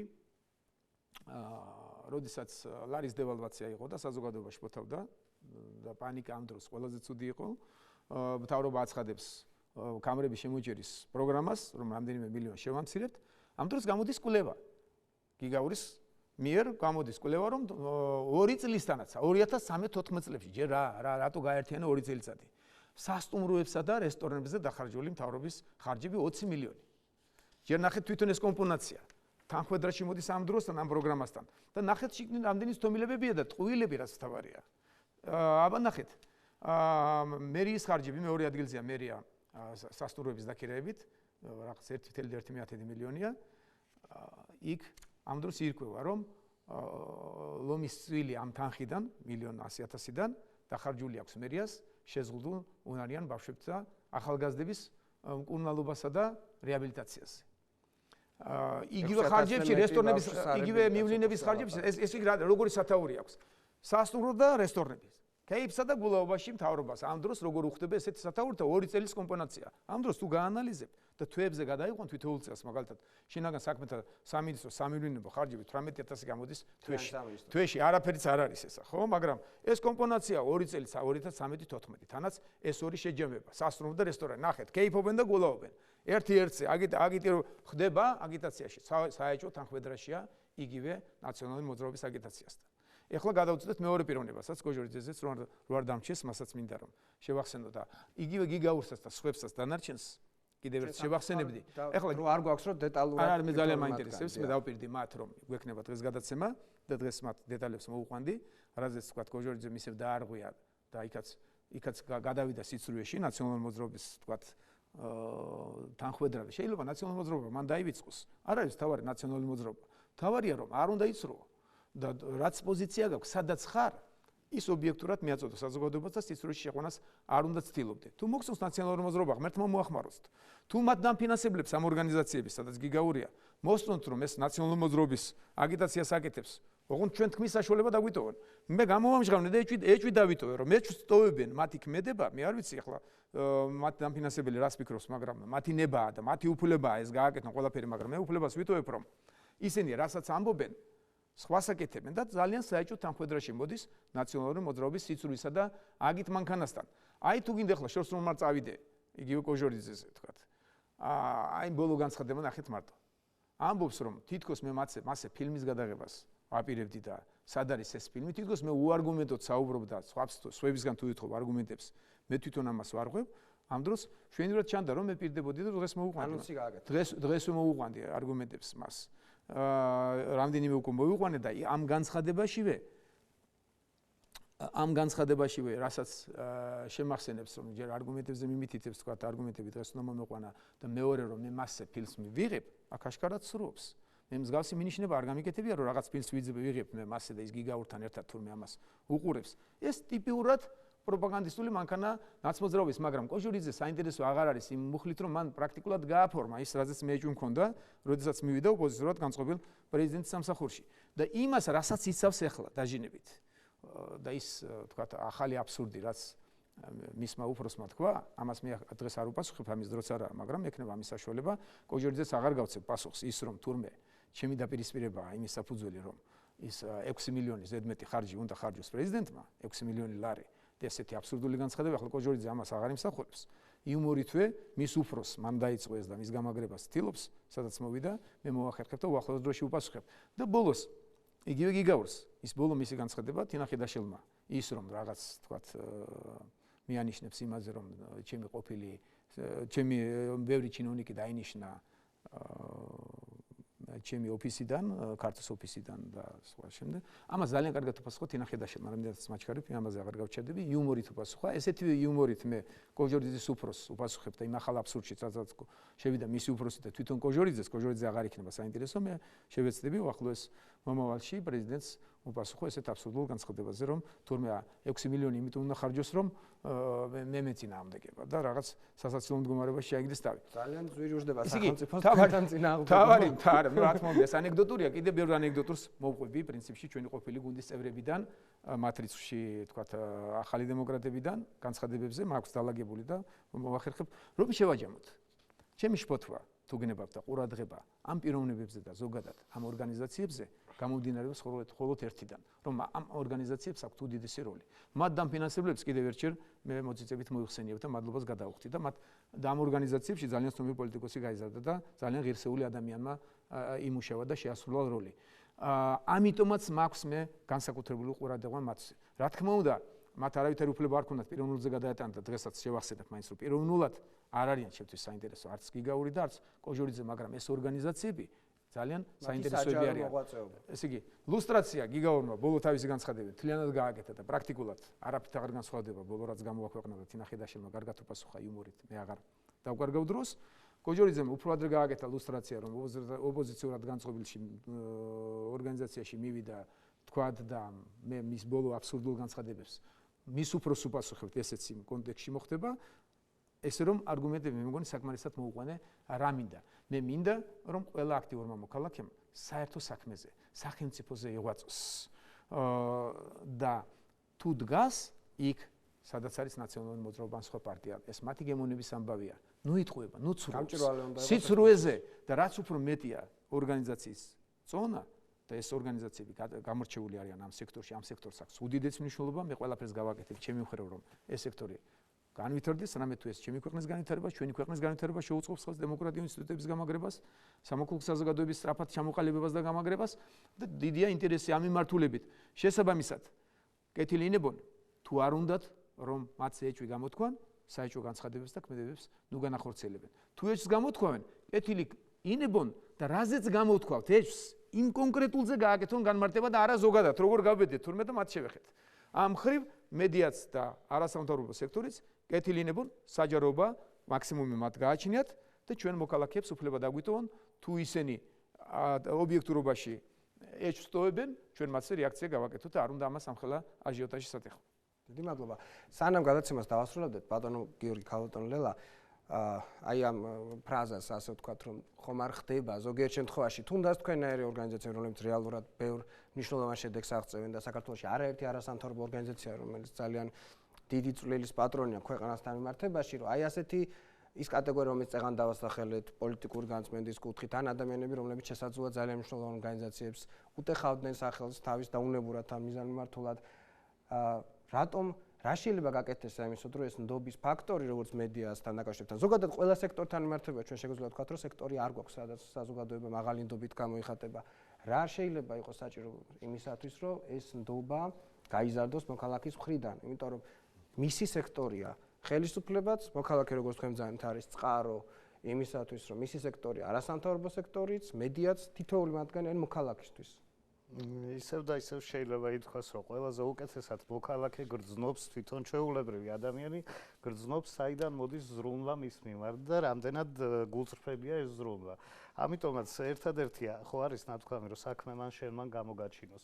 ყველა გამოაჩინოს საკუთარმა საქმეებმა, ეგ არის მთავარი ჩემი. და საერთო ჯამში მაინც ფილტრია საზოგადოება. საზოგადოება უნდა მოახერხოს, აიმაღლოს თავისი მზაობის დონე, ინფორმაციის გადამუშავება, მედიას და არასამთავრობოებსაც ამაში დიდი როლი აქვს და ჩემი ყურადღებაც კიდევ ვიმეორებ, არის განსაკუთრებული, რაც დამჭი ერთი მინდა დავამატო, მაინც რომ ეს სამივენი გამოირჩეოდნენ იმით, რომ პრეზიდენტს, რომელსაც დღესაც მაქვს კითხვა, ვერცერთმა პასუხი ვერ გასცა, მათ 6 მილიონთან დაკავშირებით და სხვა კითხვები რაც დავსვი, ეს კოჟორიძეს და სხვა დანარჩენებიც მაქსიმალურად ცდილობენ, რომ ეს მე ვაკეთებ პრეზიდენტის ინსტიტუციის დისკრედიტაციას. ნაცვლად იმისა, რომ რაზეც გავაკეთე მე მინიშნება, თუ სწორი მინიშნება არ გავაკეთე. კეთილი უნდა ის გაანალიზონ კონკრეტული ფაქტი და არ განაზოგადონ. არც ეც რომლებიც კონკრეტულ მახსოვს რა აჟიოტაჟს ეხდნენ პრემიებზე. კარგია, მთავრობის პრემიებზე. მახსოვს როგორ ოპონირებდნენ პრაქტიკულად ნებისმიერ ოპონენტს, ვინც მთავრობაზე რამე სიტყოდა ცუც, კოჟორიძე იყო პირველი ადვოკატი მისი. კი ბატონო, ღმერთმა მოახმაროს, მაგრამ ხელისუფლების ნაწილია პრეზიდენტი. და როდესაც კითხვები დავსვი, ნაცვლად იმისა და ეს სასახლეზე 10000 კვადრატული მეტრო, მათი საქმე იყო სწორედ. მათ უნდა დაეწყოთ ამაზე საუბარი და არა მე. მე დიდხანს დაველოდე, მათ არაფერი არ უთხოვს ამაზე. 6 მილიონზე მათ უნდა ისაუბრონ პირველ რიგში ისევე როგორც ამ პრემიებზე საუბრობენ. ნაცვლად ამისა, ესე იგი ჯობია რომ დისკრედიტაციაზე გადაიტანონ. პრინციპში კოჟორიძემ გააფორმა, რატო არ აკრიტიკებდა პრეზიდენტს, რატო არ ამბობდა 10000 კვადრატულ მეტროზე და სასახლეზე, მივიდა თავისი ადგილი ნახა, გიგაურმაც პრაქტიკულად თლიანად აჩვენა, რომ ნებისმიერი ამგვარი ქმედება უფრო თვით დისკრედიტაცია, ისე როგორც ნებისმიერი არასწორად აღებული პრემია ან სახელმწიფო დანამატი. ეს არის ნებისმიერი ხარჯი. გიჭირავს შენ ეს ადგილი, შენ საზოგადოებაში ხარ, ძალიან საჯარო ფიგურა ხარ, ძალიან ქმედითი, ძალიან აქტიური, დიდ ყურადღებას იქცევ. რა თქმა უნდა, ეჭვი არ უნდა დატოვო ობიექტურობაზე. ეჭვი არ უნდა დატოვო, რომ ვიღაცის თამაშს თამაშობ. აი ეს რა. ხალხო, ორი სიტყვით. როგორ უნდა გამოსწორდეს ადამიანების ჩვენ საზოგადოების დობა? იცით რა არის, პირველ ყოვლისა მე მინდა ვთქვა და სრულიად, დარწმუნებული ვარ, რომ ბატონ ბიძინა ახლა ჭკუის სწავლებაში არ ჩამithulis ამას. სიამოვნებით მე ამას მასწავლეთ გაბატონებია. ხო, არა, უпростоრად დიდაქტიკურ ტონად არ ჩამithulit. ჩვენი ახლა წინა ისტორიაც რო გავიხსენოთ ვარდების რევოლუციამდე თვითონ ეს ეგრეთ წოდებული 9 წელი და რაღაცა იცით რა არის რაღაცნაირი კულტურულ მანკიერებას შეგვიძლია ჩავთვალოთ ის რომ რაღაცა მომენტებში მათ შორის მედიაშიც პოლიტიკურ ცხოვრებაშიც ვიღაცა ადამიანების დემონიზაცია ხდება ხოლმე რა ეს განსაკუთრებით საშიშია ბატონ ბიძინა მაშინ როდესაც აი თქვენნაირი გავლენიანი ადამიანი გავლენიანი ადამიანი იმიტომ რომ არღირან ეს ადამიანები და გვარებს უნდა ასახელოს და ტოტალიტარული პოზიცია ქონდა რა გამოუწირების მეთოდად ითვლება საზოგადოებასთან ურთიერთობის ორგანიზაციები არიან ქალბატონ ლელა საინტერესო და როდესაც პიროვნებები ამ ორგანიზაციების სახელით საუბრობენ აი ეს არის პასუხი თუმცა მე ვღებულობ თქვენ შენიშვნას რამე ძალიან ბევრმა მითხრა რომ არღირან და მაგათ გვარებს არაფერი არ ხდება მე უბრალოდ ვაკეთებ იმას რომ იცით რა არის იგივე როდესაც თქვენ ამბობთ და საერთოდ გავლენიანი ადამიანი ან პოლიტიკოსი ამბობს ვიღაცა ადამიანზე რაღაცა ცუდს ან რაღაცა კარგს იცით რა